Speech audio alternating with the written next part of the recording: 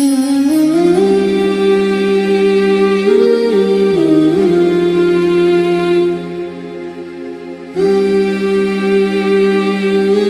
Quran itu gunanya ya membuat logika yang benar supaya orang itu menghindari kesalahan. Jadi menakut-nakuti itu kalau nggak harus tentang neraka, takut dari kesalahan, takut dari kebodohan. Kan kita juga takut kan punya pemimpin yang salah, takut punya kasus, takut kepleset. Ketakutan tidak harus dari neraka.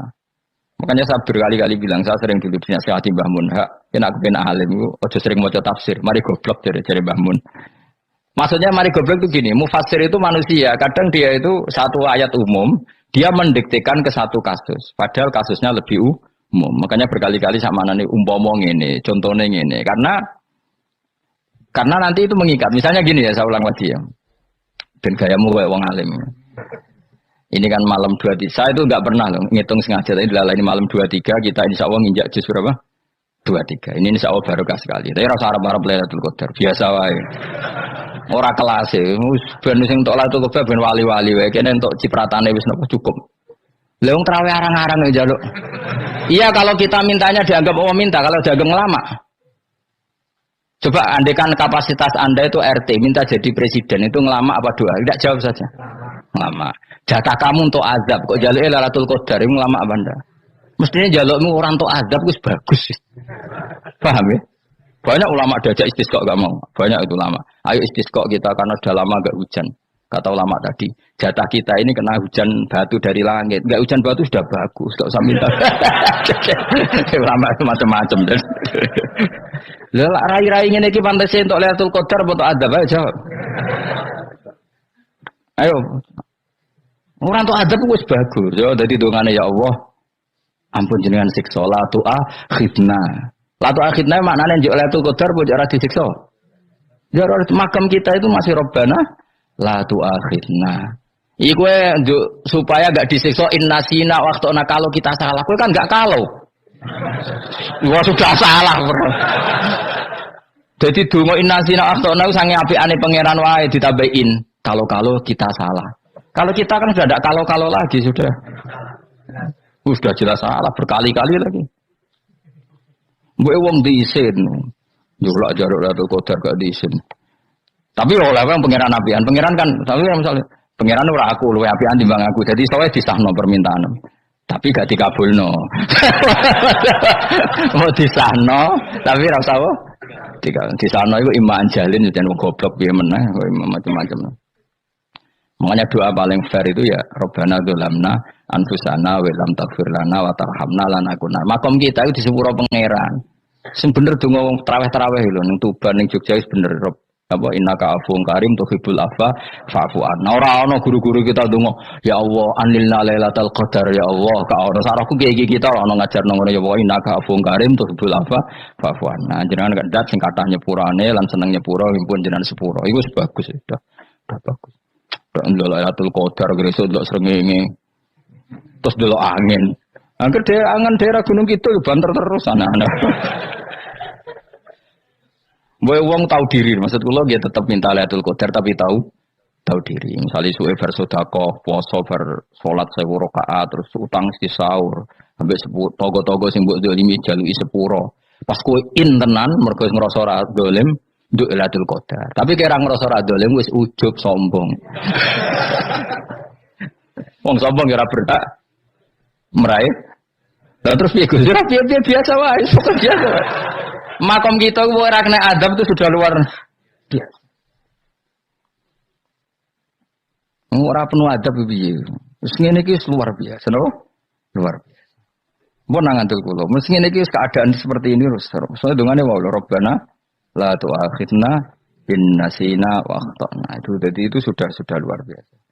Nah, ini kan teruskan dawuh Mbah Mun. Misalnya Allah bilang gini, fattaku, maka takutlah kamu. Biasanya mufassir ditambahi minan nar, maka takutlah kamu masuk. Sebetulnya yang perlu dihindari dari kita, takut itu ya, takut salah, takut bodoh, takut terdolimi, takut mendolimi orang lain, takut hidup tidak ada gunanya. Tapi mufassir tentu milih yang populer, takutlah kamu dari api neraka. Coba misalnya gini, kita nanti masuk surga. Kemudian zaman di dunia kita tidak pernah berkampanye ya atau berkontribusi untuk agama Allah. Cara saya itu izin. Kata Imam Malik, saya masuk surga. Kemudian orang yang mencintai saya masuk surga itu saya malu. Rasulullah juga gitu. Saya sebagai pemimpin umat, saya malu masuk surga. Dan satu dari umat saya masih masuk neraka. Jadi ulama dulu tuh ketakutannya bukan sekedar masuk neraka, takut malu, takut bodoh, takut keliru, takut. Saya misalnya nanti masuk surga itu malu dengan saya tidak pernah ngajar tafsir Jalalain. Malu saya. Karena katanya Allah, hak kenapa pun buswargo? Terus diberi swargo. Tapi kalau pernah baca tafsir Jalalain kan anak keren nih. Keren artinya saya pernah mengkampanyakan Quran, pernah mengkhidmai Quran, pernah ngitmai kitab engkau ya Allah. Saya pernah ngitmai umatnya Rasulullah, yaitu sampean kabeh. Pernah mulang, pernah sowan. Biasa tiap bulan sowan jenengan gak sopan tapi. Mulane kira usah bales sowan rono malah ganggu aneh-aneh. Kadang santri yo pidol, wis diulang cek sowan. Orang tuh kiai kalau sudah di rumah tuh milik keluarga biar fair. Bermulang cek assalamualaikum terus kiai ini kagok keluargane ku kapan? Boyo mikir bocah ora karo-karuan. Jadi seneng ya di ilmu ini, seneng ya di ilmu. Saya ulang lagi ya. Nah, kata yang ditafsir itu sering tidak mengikat. Makanya kata Mbah Mun, baca tafsir itu dikurangi. Maksudnya dikurangi itu bukan apa-apa. Maksudnya tadi, kalimat yang ditafsir itu tidak mengikat. Yang mengikat itu yang kalimat di Quran. Nah, kalimat Quran itu umum, kenapa? Misalnya gini, Allah lalu gini, ikdilu, kamu harus berbuat adil. Lalu adil itu misalnya mufassir menafsiri, adil itu menyamakan di antara dua orang konflik. Misalnya di MK 01 dan 02 dianggap sama, itu namanya adil. Itu kan dawai mufassir. Atau misalnya gini, Allah bilang gini ke saya, hak kan ada di kiai sing adil. Terus adil ditafsiri orang, adil itu menyamakan sesama murid, haknya sama. Nah, tapi bisa saja adil itu di luar itu semua. Misalnya gini, ternyata adil menurut Allah gini. Adil maknanya seimbang, apa? Adil itu maknanya apa? Seimbang. Lalu keseimbangan seorang hamba adalah dia ingat Allah lebih banyak. Karena ini bandul yang benar-benar nyata. Allah itu nikmatnya nyata. Sehingga ketika saya sebagai orang alim ingat saya alim itu karena Allah, dikasih ilmu Allah, dikasih cerdas Allah, dikasih semuanya dari Allah. Sehingga saya itu tidak merasa kumuluhur pada kalian karena semua ini dari Allah. Kemudian Allah sendiri yang memerintahkan, ya, kamu harus mengajar. Maka saya ada arep-arep salam templek sampeyan, penghormatan sampeyan, apresiasi sampeyan karena saya hubungannya hanya dengan Allah Subhanahu wa Ta'ala. Itu namanya adil, meletakkan sesuatu proporsional. Itu juga adil namanya. Makanya seseorang itu nggak bisa dikatakan abid selagi belum tahu kalau ibadahnya minallah. Jadi misalnya ke ibadah tok. Ternyata kamu yakin itu ibadah kamu, amal kamu itu belum abid. Abid hakikat adalah alhamdulillah alladzi hadana li hada wa ma kunna linahtadiya laula anda tahu. Ketika kita sujud yakin ya Allah alhamdulillah jenengan menakdir saya sujud. Saya salat alhamdulillah engkau menakdir saya salat. Sehingga minallah dulu pikiran itu semua kebesaran kebenaran ini minallah dulu. Baru setelah minallah kita yakin billah. Setelah billah juga yakin ilallah. Misalnya gini Allah itu. Setelah saya ngajar tafsir Jalalain, kepentingan saya satu. Hamba-hambanya Allah menjadi tambah mencintai Allah. Tidak mencintai saya, enggak penting sama mencintai saya. Makanya Imam Syafi'i tiap ngajar bilang begini. Wadidtu annal khalqa ta'allamu hadal ilma wala yahmadunani. Saya senang kalau kalian belajar fikih sama saya, tapi kamu enggak usah muji saya. Jadikan fikih ini alat taqarrub kamu kepada Allah. Itu namanya minallah wa ilallah. Itu adil.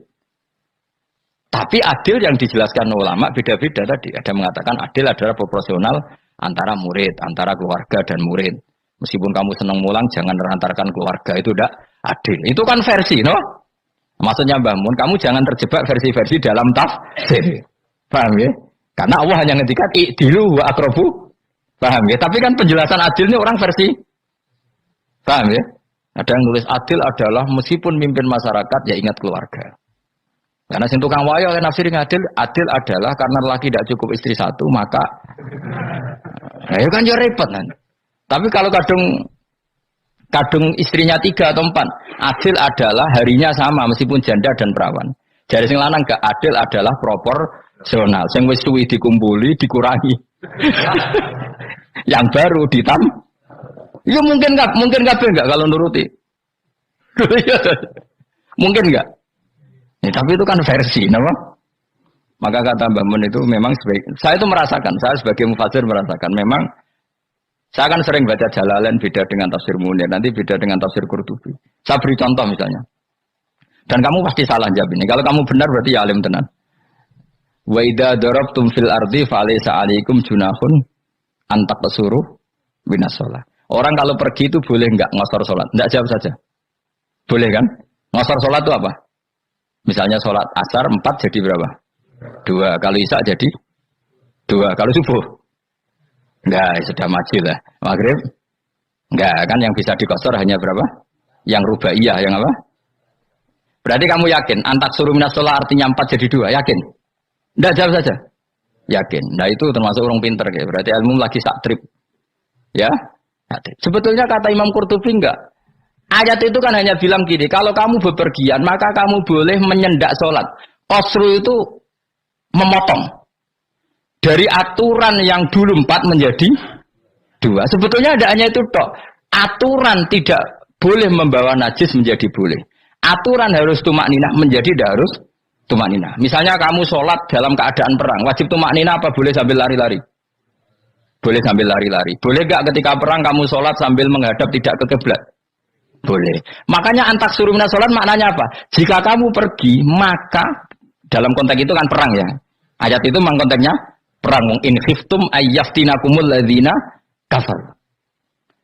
Jika kamu dalam keadaan perang, maka boleh memangkas apa yang pernah wajib dalam aturan sholat. Paham ya? 4 menjadi 2. Garusan menghadap kiblat menjadi tidak wajib. Membawa najis sholat sah enggak? Enggak kan? Tapi kalau dalam perang, kemudian pedang kamu ada najis, nah boleh dibawa enggak? Boleh. Jadi maknanya taksuru a'ammu min ayakuna qasra sholat wa a'ammu min ayakuna wajibati sholat yang sekarang enggak wajib. Semua itu namanya juga meringkas kewajiban. Berarti maknanya ini, jika kamu dalam keadaan perang maka boleh memangkas sesuatu yang dulu wajib menjadi tidak wajib, yang dulu haram menjadi boleh. Tapi mufassir menyontohkan qasrus salat hanya 4 menjadi 2. Dong ya. Oh ya, nek alim ngono tenan wis dokter tafsir wis. Engko tak iku sudah dhewe. Tapi ora perlu orang lain ngakui. Jadi itu contoh kecil. Jadi mufassir karena kebetulan dia taunya hanya qasrus salat itu 4 jadi 2, dia itu. Padahal di tafsir lain diterangkan qasru itu artinya menyingkat atau mencendak atau memangkas. Dulu wajibnya sholat itu nggak boleh bawa sesuatu yang najis. Tapi kalau sholat dalam keadaan perang dan pedang kamu ada darahnya, boleh nggak dibawa? Boleh. Bahkan Allah menyuruh dibawa. Dan boleh nggak madhep kiblat. Fa in khiftum farijalan auruk banat lagi fa idza amintum fazkurullaha kama 'allamakum. Ketika keadaan aman baru sholat sesuai standar. Nah berarti kan ada qasrus sholat, ada pemangkasan aturan sholat. Kayak misalnya begini.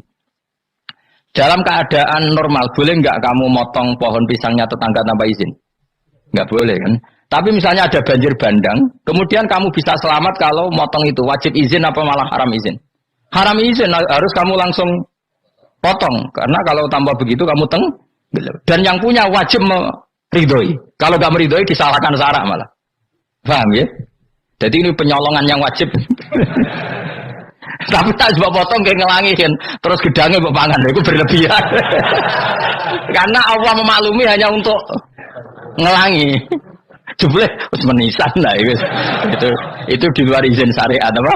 Di luar izin syariat, itu melampaui batas itu. Syaratnya boleh itu ghairu baghiw wala adfamani turra itu darurat syaratnya ghairu baghiw wala dan tidak boleh melebihi batas. Ora ape ngetok gedangnya jupuk sik. Sing mateng dipangan terus diketok. Ora oleh. Paham ya? Jelas ya. Makanya kalau ngaji tafsir ya saya kan berkali-kali ada makna di tafsir Imam Suyuti saya tambahi umpamanya ini. Maksudnya umpama itu supaya contoh itu tidak mengikat. Jadi yang disebut beliau itu satu dari sekian potensi ribuan contoh. Ya kayak tadi misalnya antak suruh minas sholah. Itu umumnya ulama membayangkan qasrus sholat yang 4 jadi 2. Padahal enggak, maknanya meringkas aturan dari wajib menjadi tidak wajib. Bahkan sebagian aturan itu dikatakan haram, tidak haram. Itu tadi misalnya bawa najis atau teman kamu mau dibaca orang kafir, terus kamu bilang, hei hati-hati, itu tidak batal kalau dalam sholat siddatil khauf. Paham ya? Jelas? Semaju lah, malam terlalu Lailatul. Wis gumun mbek wong-wong bingung ora ilmune wong-wong. Ma ungzira abahum elam yungzaru tegese ora den kei wedi sapa ngangge fi zamanil fatrah ing dalam zaman fatrah. Ya sama seperti ini. Orang tidak mendapat ingzar itu fi zamanil fatrah, zaman enggak ada rasul. Tentu tidak hanya itu tok. Ada rasul tapi orang itu jauh dari komunitas ulama. Itu juga termasuk orang yang tidak mengalami ingzar. Jadi tidak mengalami ingzar bisa di zaman fatrah atau sudah ada rasul tapi dia jauh dari ulama atau jauh dari komunitas Islam. Itu juga komunitas yang tidak mengalami ingzar. Fahum mongko te wong akail kaum iku khofidun lali kabehane imane sing iman parustilan bener. Ya contoh paling gampang itu nak dawuh yai mesti bener itu loh. Kalau kamu ngaji tafsir Jalalain ya yuhan nasu budu rabbakum. An-nasu biasanya tafsirkan kufaru Mekah, napa? Padahal di situ nas semua manusia apa kafir Mekah? Semua manusia. Cuma konteks dulu karena Nabi orang Mekah dan zaman itu yang diberi peringatan orang Mekah, Imam Suyuti bilang kufaru Mekah. Lah seperti itu kufaru Mekah mengikat apa enggak? Enggak kan? Enggak, karena yang dituruni Quran ya kafatal linnas. Tapi ya nasu di Jalalain sering ditulis apa? Kufaru Mekah. Nah, seperti itu tidak mengikat. Itu contoh saja apa? Contoh saja dalam konteks zaman itu. Paham ya? Jadi banyak, makanya tafsir itu sebenarnya agak ngikat. Ya tapi yang ngomong gitu harus orang alim. Kalau kamu yang ngomong malah kacau. Kemudian ngomong sombong. Maksudnya kan manusia, saya juga manusia. Ngapain saya harus ikut? Ya sarap itu. Ibu wis sombong saraf, no? Wis sombong saraf. Lakot hakot teman-teman fahum, lakot hakot teman-teman nyata apa alqaulu apa titah, wajib berarti wajib mana nyata ala aksarihim. Ing atas sewa ake wangke bil adab. Lakot hakot teman-teman dadi nyata apa alqaulu apa titah anane azab. Wajib berarti wajib apa adab ala aksarihim bil adab. Fahum mongko te wong akeh la yuminun ora iman sapa ngakeh. Il aksaru tegese ute akeh wong ora iman. Zaman niku Mas. Ya, maksudnya zaman itu. Tapi jengben gue mboten ngerti. Tapi yang mungkin batu Isa itu semua orang iman, tapi ya banyak yang setelah iman itu tidak bermanfaat lagi karena wes napa matahari terbit dari napa barat. Hina la yanfa'u nafsan iman wa lam takun amanat min qabl. Inna sa'atam ingsun ujalna ga ingsun fi anaqihim. Ing dalam gulu-gulune wong akeh tak gawe aglalan ing belenggu. Biayu doma gambar biantu doma gambar sento dhewe kumpulno ilaha maring anak apa lai di tangan. Di anal gila karena saat menegil iku yajma'u iso ngumpulno apa gil al yada ing tangan kal unuk maring geger maring napa gulu-guri lho jenenge unuk. Wong Arab nak darani kene iku unuk, nak darani kene iku nakher. Ya jare wong Arab, ya kene iki unuk, kene iki nakher. Lah gulu niku ngeten, tangan didakok teng napa? Napa? Gulu. Apa ini jenenge cidok niku cidokne. Sing guri-guri.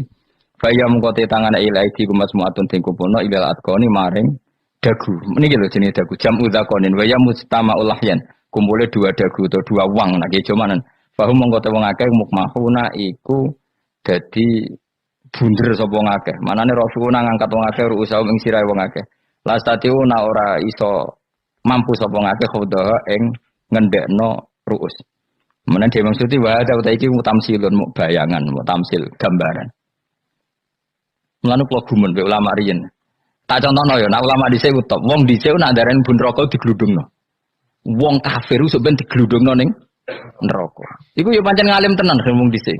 Mergo gambarane ngene, ora usah mbok praktekno sampean, praktekno saiki wae. Nak praktekno sampean kaya sampean mlebu neraka. Dadi ngeten wong nak lungguh ngene, wong Arab nak ndarani iki ason-ason. Terus ngeten. Ngeten. Niki jenenge apa? Dengkul. Dengkul itu kena dagu, terus tangan kena jidok. Dadi ngeten. Jadi wong wis dalam keadaan bunder. Paham ya? Lah mulane malaikat karek nyaduk terus gludung-gludung ngono. Paham ya? Jadi mergo yo napa? Dengkul nempel dagu, paham ya? Tangan nempel jidok, terus ditaleni. Paham ya? Terus ya karek gludung dong, mulane wong kuno nak daren bun neraka iku. Lha nek bayangno saiki sampean ra usah gak usah mlebu maksudnya, paham ya? Mulane ape mlayu ora iso, wis posisi ngono, paham ya? Sebenarnya rasa delok, maksudnya itu praktekno saiki. Orang delok lho. Lah dawuh Imam Suyuti wal muradu te kang den kersakno iku annahum sak temne wong akeh la anu nek ora tunduk sapa wong akeh imane maring iman. Wala faduna nek ora tunduk sapa wong akeh ora ndilukno ru'usahum ing sira wong akeh lahu krana iman. Iki tapi dawuh Imam Suyuti. Tentu tidak semua ulama sependapat. Jadi cara Imam Suyuti semua yang dikatakan Quran ini tamsil.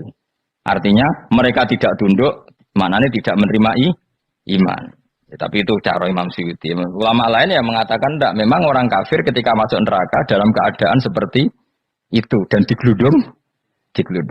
Ya tidak apa-apa sama-sama benar. Ya sama-sama benar karena ya Quran itu milik bareng ya, milik bersama. Jadi kan banyak kalimat kayak tadi mengkosor sholat, meringkas sholat 4 jadi 2 yang meringkas, paham ya? Dari aturan ketat menjadi agak longgar juga meringkas. Jadi semuanya namanya memotong apa? Memotong dari 4 menjadi 2 ya memotong, paham ya? Dari aturan wajib menjadi tidak wajib juga memotong. Nah, itu kan sama-sama benar. Lihat nanti konteksnya. Wajah analan gawe sapa ingsun mimpeni aidim sanging ngarepe wong akeh sadan ing tutup. Wa min khalfim sanging gurine wong akeh sadan ing tutup. Fathisin sadan wa dumiha lan dumai sin sudan fil maudhi'in ing panggonan loro. Fa khena mongko ngekeki gelap ingsun ing wong akeh, fa mongko te wong akeh laik sirun rane ngali sapa wong akeh. Tamsilun iki ya contone aidon lisat diturukil iman maring ketutupe dalan iman alih ngatasi kufar. Nah cara maksudnya kabeh iki mau tamsil dadi ngene. Dari depan kami kasih tutup, dari belakang kami kasih tutup, kemudian mereka saya kasih kegelapan, maka mereka tidak tahu. Mananya apa? Dari arah depan yang mereka nggak ngerti pentingnya iman, dari arah belakang yang mereka tidak ngerti pentingnya iman, maka mereka buta, artinya tidak iman. Itu dari Imam Suyuti. Tamsilun aidoni hanya perumpamaan lisat diturukil iman, yaitu tertutupnya jalan-jalan iman. Tapi ulama lain mengatakan ya enggak, memang pernah ada peristiwa di mana orang kafir ngepung Rasulullah. Dan mereka dari depan matanya dihalangi, dari belakang dihalangi, sehingga ketika Rasulullah keluar, mereka tidak melihat. Itu ya nyata. Ya jadi makanya ngaji. Ya. Jadi ben keren. Oh ini ada sekian tafsir. Terus gue ngomong kan kayak wong alim keren. Nah tak kata siapa? Ono rekamane. Tapi yang orang ngaji dewe. Tak tahu kata siapa? Ada rekamannya. Lah anak aku takut ada kata siapa Gus tak dudono kitabe. Lah anak gue dudono rekaman iku apik zaman akhir ngono wis maju. Soale sing rido kan.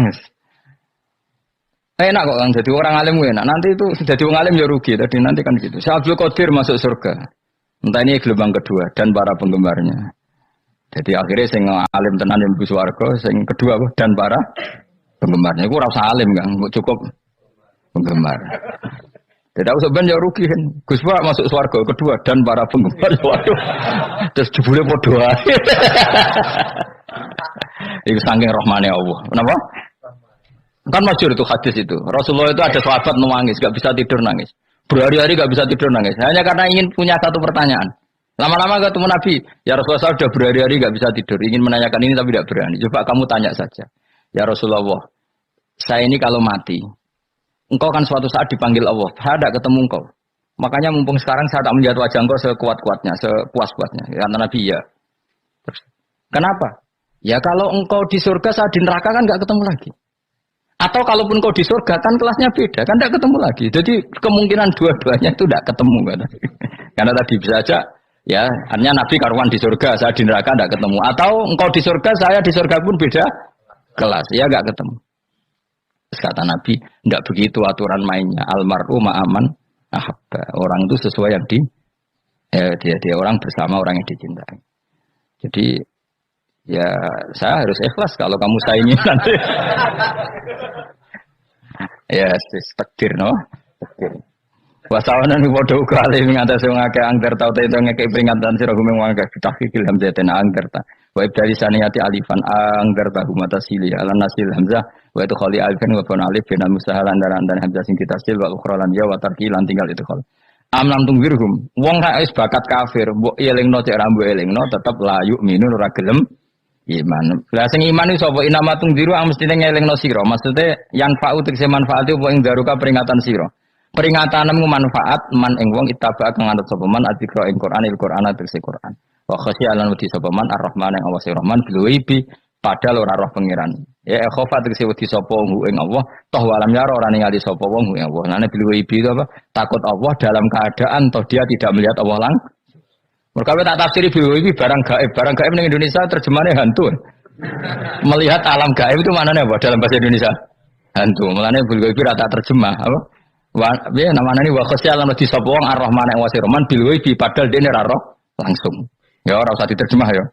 Terjemah dadi apa? Barang gaib malah repot. Babasiru monggo ngekeki berita gembira sira ing man bimaghfiratin kelawan pengempuranan wa ajrin dan ganjaran karimin kang terhormat. Orang yang seperti itu yang ngikuti Quran dan takut Allah itu layak mendapat maghfirah wa ajrin karim wa ta'ala juru karim wal jannatu swarga. Inna satamna ingsun wa nahnu ya ingsun iku nuhi uripna ingsun al mauta ing wong sing mati libasi krana pas. Wa natubulan nulis ingsun fil lauhil mahfuz ma ing apa wae kodamu kang nglakoni sapa ngake fi hayatihim. Di Lauh Mahfuz apa yang pernah kamu lakukan ditulis min khairin kaapian wasari dan kaelean liyujazau supaya diwales sapa ngake alih ing atase iki. Wa asarahum lan yo tak tulis bekas-bekas kelakuanem. Matek saya perkara ustun kang digawe sunah apa bima badam sause wong akeh. Jadi perilaku kamu ditulis setelah kamu mati ya masih ditulis yaitu bekas-bekas sunnah kamu yang pernah kamu lakukan. Jadi misalnya kok penemu judi, selama ada orang judi ya kamu dapat. Paham ya? Paham ya? Loro gak ya? Makanya ulama ngendikan dulu tubalil amwat tubaliman mata wa matat ma'ahu dzunubu. Bejo wong mati kemudian dosa-dosane melok mati pisan. Maknanya dia mati dalam keadaan tidak pernah melahirkan sunnah keburukan. Paham ya? Tapi bejo wong sing mati kemudian dia meninggalkan sunnah kebaikan yang diikuti terus. Kok sampean ini lho bener. Gak paham jalan lah, nggawa jalan ngatur ngaji. Sehingga sebenarnya anak gak paham lah ya gowo. Lho kok nggawa jalan jeng bisa bapak ra paham lah ya gowo. Itu sudah bagus. Apa? Bagus. Berarti pokoknya anut anak ya anut. Wah, pokoknya keren, pokoknya keren sampean keren. Jadi nanti sampean anakmu tuku jalan takoki, Pak. Kok tuku jalan dhisik bapakku ning lemari iki ono jalan. Lah tapi dhisik bapak paham yo ora ya paham bodoh. Wes stop, no? Stop. Jelas ya itu wanat tubuh mangkodamu wa atharoh. Makanya sisa-sisa amal kita, bekas-bekas amal kita semuanya adalah ditulis sampai Allah Subhanahu wa taala. Mengenai kula kepengin iki jenengan nate syukuran, pisan-pisan nate syukuran. Pertama anak kita bisa sholat. Guling-gilingan banyak orang syukuran perkara ulang tahun. Kenapa pertama anak kita bisa sholat kita tidak pernah apa? Syukuran. Padahal sholat itu yang menjadi identitas anak kita, kehambaannya ila yaumil kiamah. Boyo orang itu gitu. Sehingga nanti anak kita tuh senang sekali. Itu saya itu kalau agak marah, itu anak saya yang paling kecil, baru umur 6 tahun. Itu tahu-tahu bilang, Pak saya sudah sholat. Karena dia tahu, saya itu paling terhibur kalau ada berita sudah sholat. Jadi itu penting, supaya orang itu tahu orientasinya bapak itu sholat. Jadi jangan sampai terus anak kita kalau ulang tahun syukuran, tapi pas sholat kita dingin-dingin saja. Lama-lama anak kita berperasaan sholat itu tidak penting. Buktinya apresiasi bapak biasa saja. Itu contoh kecil. Sehingga nanti tertanam, anak kamu tertanam, nanti cucu kamu tertanam. Jadi itu namanya asar apa? Asar. Jadi harus seperti itu. Jadi ya itu namanya asar. Makanya Nabi Ibrahim nggak berani minta uang sama Allah, minta rezeki nggak berani. Tapi kalau dia menyebut sholat dulu baru berani. Rabbana liyuqimus sholat faj'al afidatam minan nas tahwi ilaihim warzuqhum, kata Ibrahim, supaya mereka kuat sholat ya Allah. Nggak apa-apa kamu kasih makan, supaya kuat sholat. Karena kalau Nabi Ibrahim hanya berdoa, ya Allah kasih mereka makan. Nah di zina, gue demenan, gue judi. Nabi Ibrahim melok dosa. Makanya dimulai Rabbana liyuqimus sholat, supaya mereka kuat sholat ya Allah. Nggak apa-apa mereka kasih makan. Tadi supaya di sholat jadi pokok. Kenapa kita makan? Supaya kuat sholat. Andai kan Ibrahim hanya berdoa supaya kasih makan mereka. Kemudian kekuatan itu dipakai maksiat. Ibrahim kan ikut dosa. Itu sirinya kenapa doanya Robbana liyuqimus sholat. Ya. Jadi kata liyuqimus sholat didahulukan. Apa? Supaya mereka kuat sholat. Maka kasihlah makan, kasihlah rezeki. Jadi supaya sholat jadi pusat orientasi. Itu harus dilatih. Ya tentu kamu ngelatihnya sidik-sidik. Wong anak esopo kan gitu, tapi ini kan cerita aja. Maksudnya orangnya biasa wae, maksudnya biasa wae. Maksudnya aku mau cerita. Kowe gelo ya monggo. Terus mutung ra ngaji ya monggo, gampang. Kowe ra ngaji, aku golek murid kok kowe gampang. Kowe golek guru kok aku kangelan. Ya maksudnya sing gelem ngalah teko ini kan. Oh, liane larang nang nyewane. Wa asarum lan bekas-bekasnya mereka. Makanya ketika Ahmad bin Hambal itu ahli hadis karena selagi riwayatnya dia dipakai orang tahu Rasulullah itu karena ahli hadis. Bener yang paling hebat tentu qala Rasulullah. Tapi apa artinya qala Rasulullah kalau nggak diriwayatkan ulama dari ulama sampai kita? Tapi apa artinya sampai kita nak gak ono sing ngalahi maca ngene iki. Burohno maca ngene. Paham nggih? Ayo jajal ke tuku kitab Musnad Ahmad. Nak ora roh gubedi larang ngono tok. Mergo ora ono sing maca ora roh isine, paling mau kenangane apa? Gubedi larang. Tapi baru kayak sing maca kemudian bisa. Ini juga asar. Sebenarnya kau oleh niru, aku mati ngorek jalan. Oleh niru. Tapi aja niru sesate. Ngonang dadi ra karu-karuan. Jadi Imam Suyuti lho. Tafsirku udah di ngono kuwi. Udah dirusak kabeh. Wa atharahum matun nabihi ba'dahum. Wah kalau suwun nggih dilatih kalau anak-anak sampean mulai bisa sholat, tunjukkan kalau Anda senang lewat syukuran atau lewat apa. Ya harus besar-besaran. Tunjukkan kalau kamu mengapresiasi secara senang karena itu identitas kita. Apa identitas kita? Wa kullu shay'in ing saben-saben perkara. Nasobahu bi fi'lin fasil utawa nasbuhu ta nasabe lafat kullu shay'in bi fi'lin kan fi'il yufasil. Nasbuhu ta nasabe lafat kullu shay'in bi fi'lin kan fi'il yufasiru kan nafsiru ing fi'il apa dawa ahsainahu. Ahsayna kullu shay'in ahsay. Nah, berarti namane wa kullu shay'in lan ngitung ing saben-saben perkara. Wa kullu shay'in lan ingsun ngitung ing saben-saben perkara. Maknane ahsayna tegese ngitung ingsun ing sa. Ndobat nau tegese ngitung ingsun ing sa fi imamin ing dalam catatan utawa ing dalam kitab induk. Imam ku maknane kitab induk mubinin kang jelas. Kitabin tegese kitab bayin kang jelas. Wa al kitabul bayin iku Allahul mahfuz mahfuz. Subhanallah wa bihamdihi adada khalqihi wa ridha nafsi wa zinata arsy